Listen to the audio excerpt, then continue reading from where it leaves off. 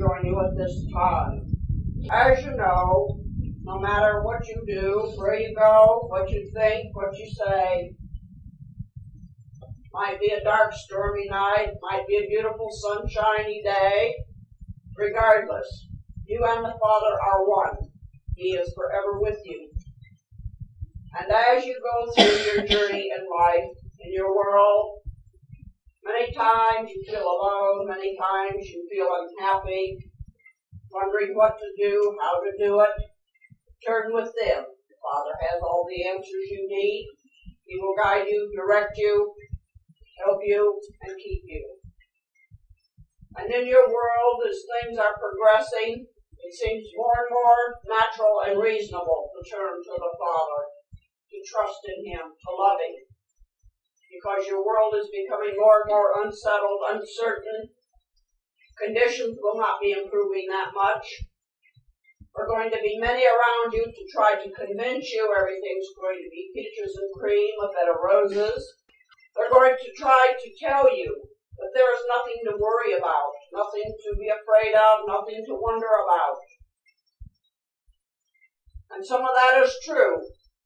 There is no need to be afraid.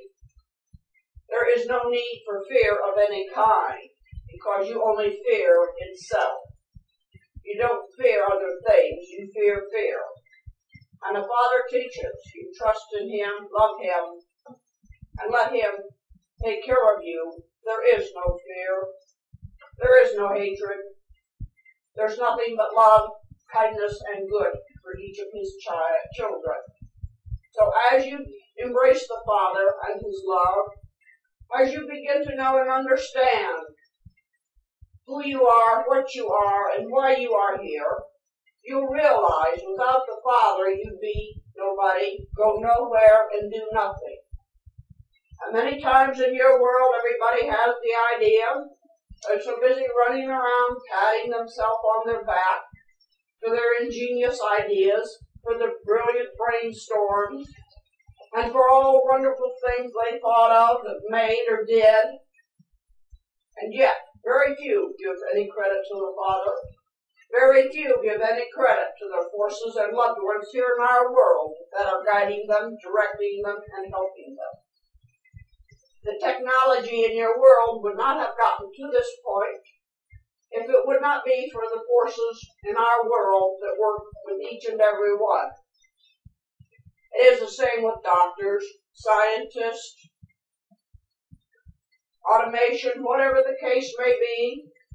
And everyone you hear will say, oh, the Japanese are so far ahead of us, blah, blah, blah.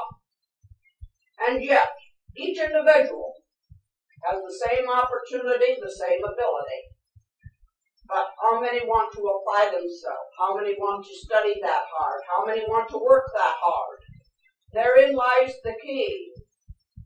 It isn't that some people are born so brilliant and others aren't just born, period, and that's all. It is your ability to learn, to work, to strive towards your goals. It's not always going to be easy. It's not always going to be fun. It's not always going to be pleasant. But yet, when you have achieved it, you're happy, you feel good, you know, you understand. And that is the way with your spiritual development. It may not always be fun. It may not always be easy. Sometimes it will be difficult to understand.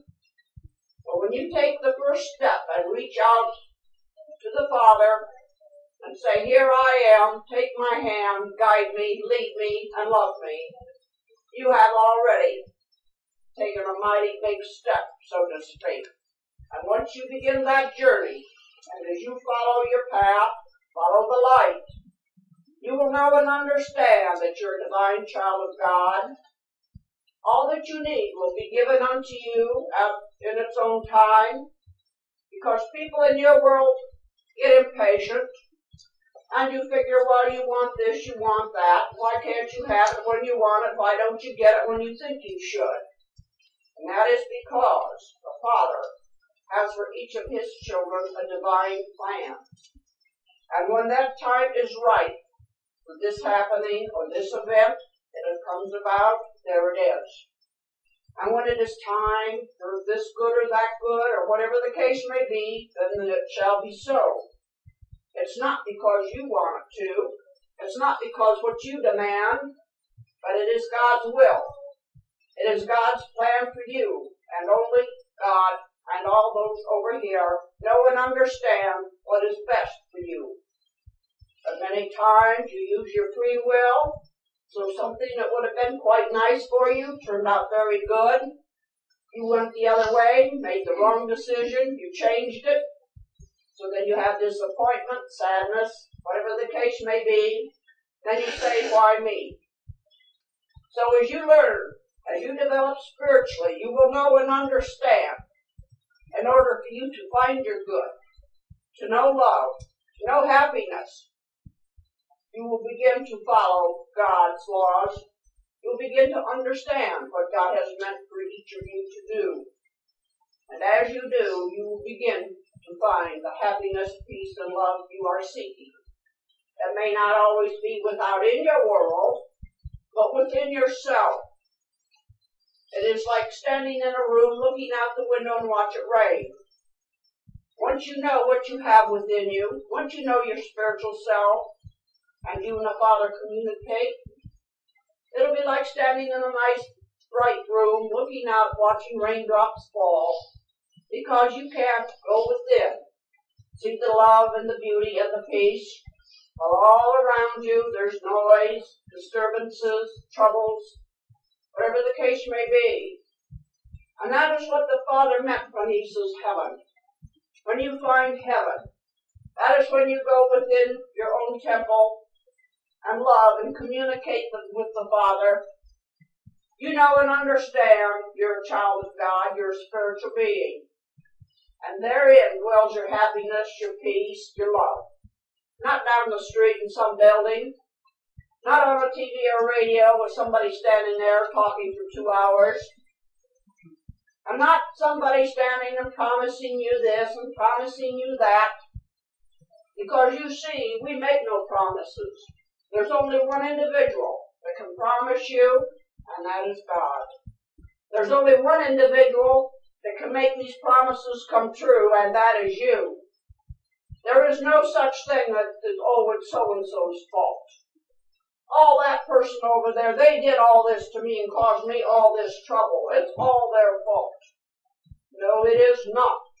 The only one you can blame is you yourself. The only one that can change you is you yourself. The only one that can think for you is you yourself. And the only one that can change you into a spiritual being and a child of God is you yourself. And you were born a child of God. But man has lost the sight of being a child of God as he grew up, gets older, and walks the face of the earth.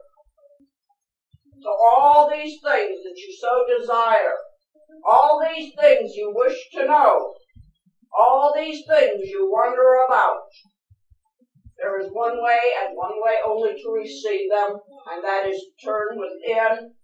Know you're a child of God, a spiritual being. Open your spiritual door and communicate with the Father and share in His love, light, and warmth.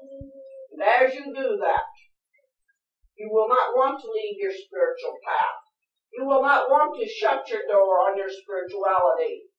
You will not want to go around and absorb and be involved with all these other negative ideas and thoughts that people are trying to pass from one to another. And as far as in your world, as many of you have been taught and told of hell and damnation, and you do this, you do that, why, you're a big sinner, how terrible, and on go the lies. No, there's only one you make peace with. That's God and you.